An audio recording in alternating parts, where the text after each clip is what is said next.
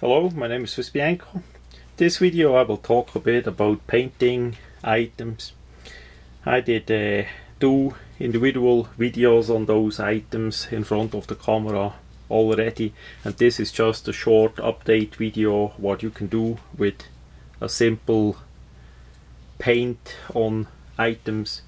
First we're gonna start with the machete. That was the orange one from Marbles. I did not like or care for that orange color at all. So as I did say, first the handle I did do with a textured spray paint. It's in USA called a truck bed. That for sure is made in different variations and from different companies. It basically gives you a bit more texturing on the grip. It's not rough at all, it's just a little bit, and I do that for seal the wood a bit more, give it additional coating and get a bit more grip as well. And then I did put on olive green, just a simple coat, no fancy quick job, just put a bit olive green on it. So we see where is the handle, and the blade got a simple matte black paint. Now of course that's gonna wear off a little bit as we use it, and the orange or the metal, the carbon steel, the silver color of the steel blade gonna come a bit out too. Doesn't matter at all. This is a tool for me. It's not a collectible. It's a tool, a tactical tool, so it needs to be a bit on the darker side and also protected from the elements. It's pretty humid in North Georgia, so the carbon steel blade would rust. So the orange paint that was already on it is for sure helping fight off this. And another feature on this paint job is also, if you use the blade, it wears off, you simply paint a bit over it and finish. It's, as I say, a tool and finish. So it doesn't matter too much as long as it is a bit more on the black and the coated side. So that much about the machete. Then we had the trouble with the advertising of Gerber. I don't like it for a nickel. If you have the knife clipped in your pocket and it says Gerber, it doesn't matter what it say, Gerber, Benchmade, Timberline, Marbles, whatever, it doesn't matter. I just don't like it, the advertising that it says what it is. I can understand it in the way of marketing for the Gerber people, that they do that, but I simply don't like it. So what I do is use a wood paint and simply paint over it.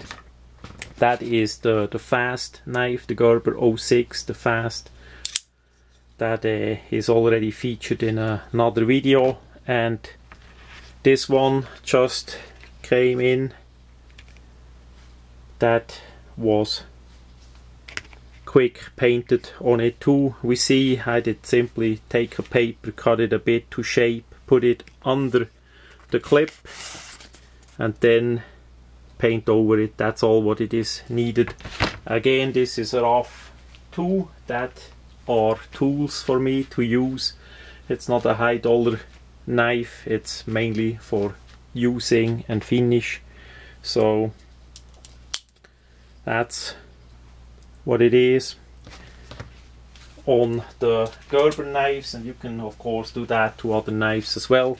Now, as we did look at the Tabco mags, I just grabbed 3 examples of the 6 what I did. So first I did put on the number, that is number 6, that is number 3, and this is number 4. I just grabbed 3 of them and put that in with a solder iron.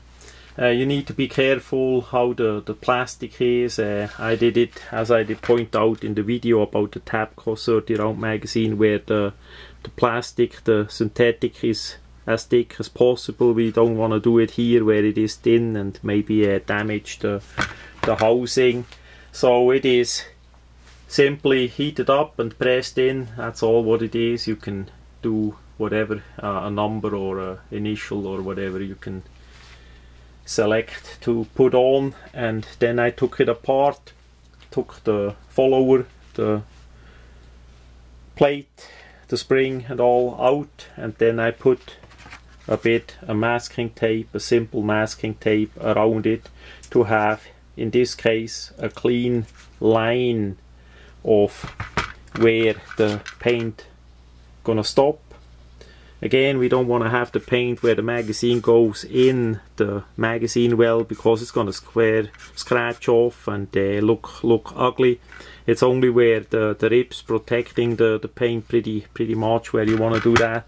And then you paint it, you let it dry, and you simply peel the thing off again. Those masking tape comes off really well.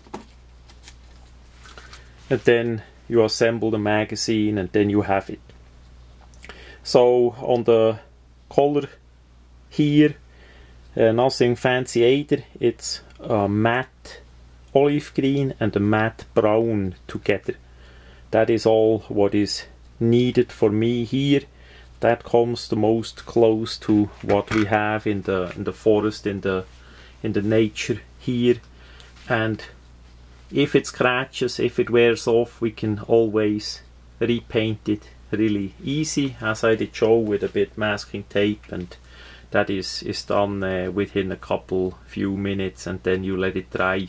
That paint that I use dry pretty fast too, and you don't need a special pattern if you don't wanna get really fancy.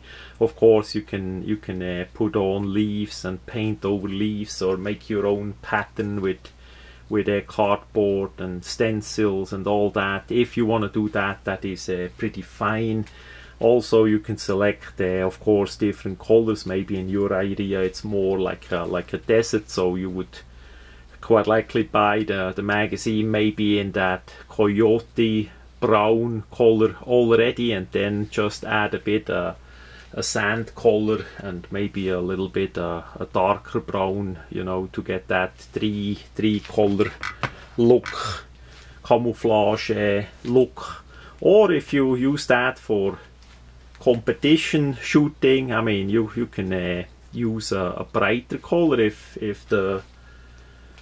your team or your football team or whatever use like a blue and a red. You can do the same with blue and red in a glossy finish, not in a matte like we have it in front of the camera as well. So there is quite likely a million of different options that you can do on your own magazine to make it a bit more universal, that you see, oh, those are yours, and that you know by the number if you have a trouble with one magazine not gonna work too well or needs a cleaning or whatever, that you can sort that out because you remember the number of the magazine. That comes in really handy because they pretty much look the same, and I just did spray them a bit random, and the brown and the green together with the black gonna create enough diversion in the forest that won't stand out like if the whole thing would be black. It's mainly by the human eye, the shape. As we see a shape, that shape, the brain remembers what that shape is by experience. So if we saw the shape of the R15 or whatever rifle, doesn't matter, and we see the magazine sticking out, that creates part of that shape that you see from far away what that is. If we camouflage the part a bit so that shape of the magazine here blends in with the natural background better. That gives you the advantage that at least that part of the shape is not standing out too much anymore. So that will hide a bit better in that regards too.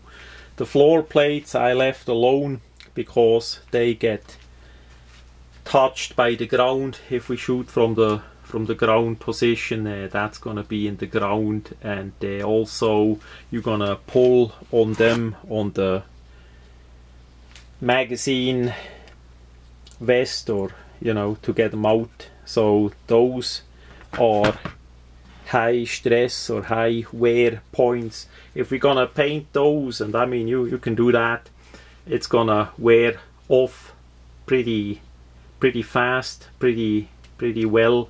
And then of course you see the black color coming through, which wouldn't be too bad in this regards here. It's still gonna be a bit green, a bit brown, and a bit black, but I simply did not do it. I did also like the accent of it, that we have a bit black on top, a little bit black on the bottom.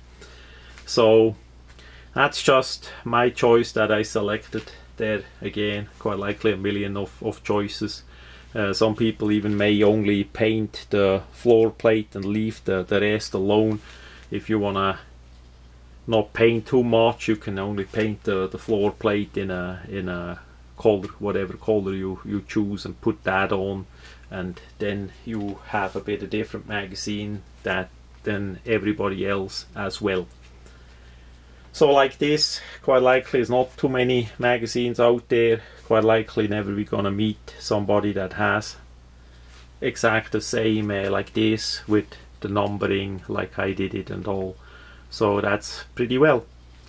Yeah, that much about different items. I did quick paint. It's good in the summer as it is hot outside, so the paint dries pretty quick here in North Georgia.